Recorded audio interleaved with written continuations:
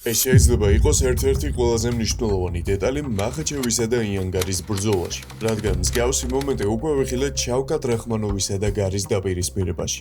გარი ფართოდ გომით გამოირჩევა.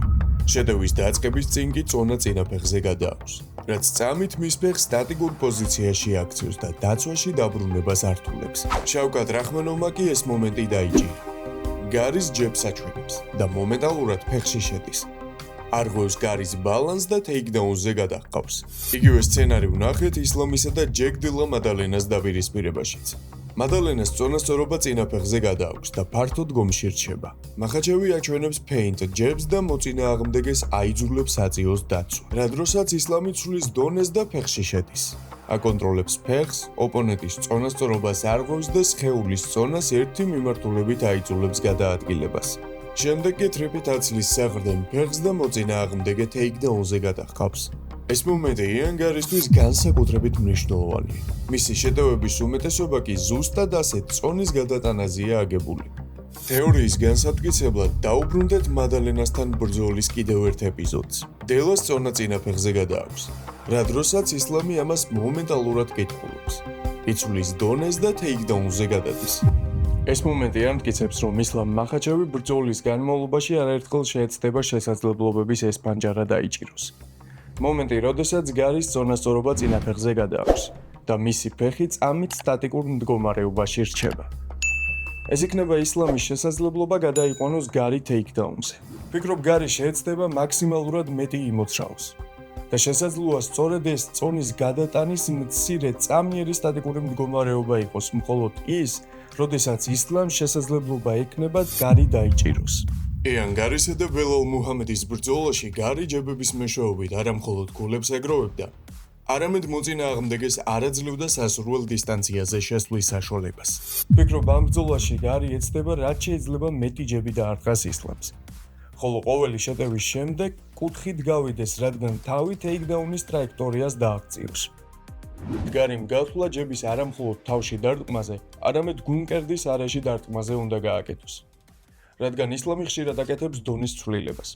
და თუ ერთ-ერთი ასეთი დონის ცვლილების დროს მოახერხებს და იგი გარის ჯებს აიცილებს, შესაძლებლობა ექნება გავიდეს დარტყმის ქვეშ და მოწინააღმდეგე ტეიქდაუნზე გადაიყვანოს.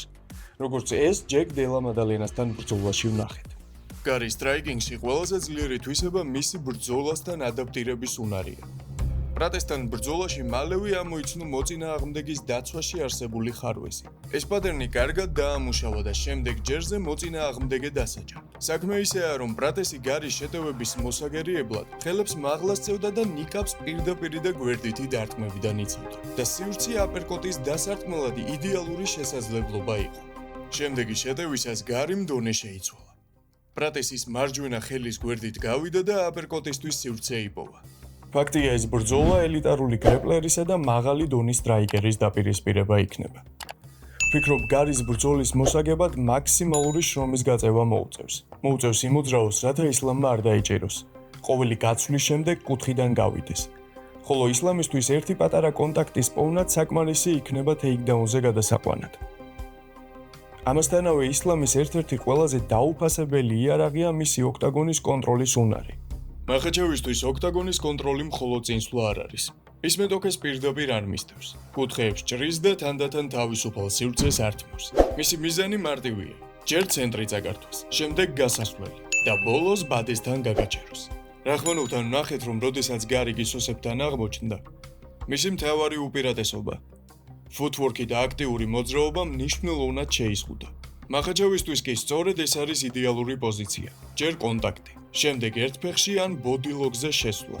დააკვირდით ისლამს. იგი თავს ოპონენტის ნიკაპ ქვეშ აქცევს და არ აძლევს დასტინს კორპუსით დაწოლის საშუალებას. ამავდროულად მოწინააღმდეგის ფეხზე აგრძელებს კონტროლს.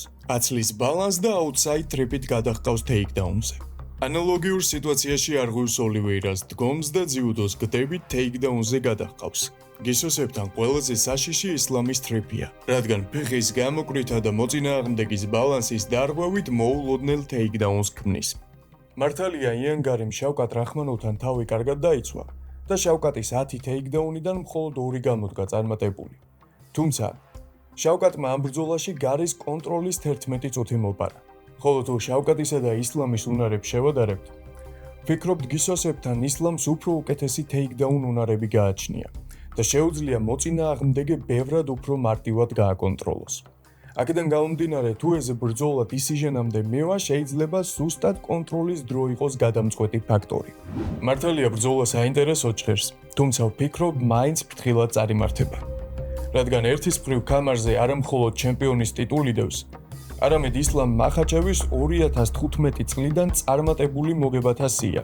ის კარიერაში მხოლოდ ერთხელ დამარცხდა და ეს 2015 წელს იყო.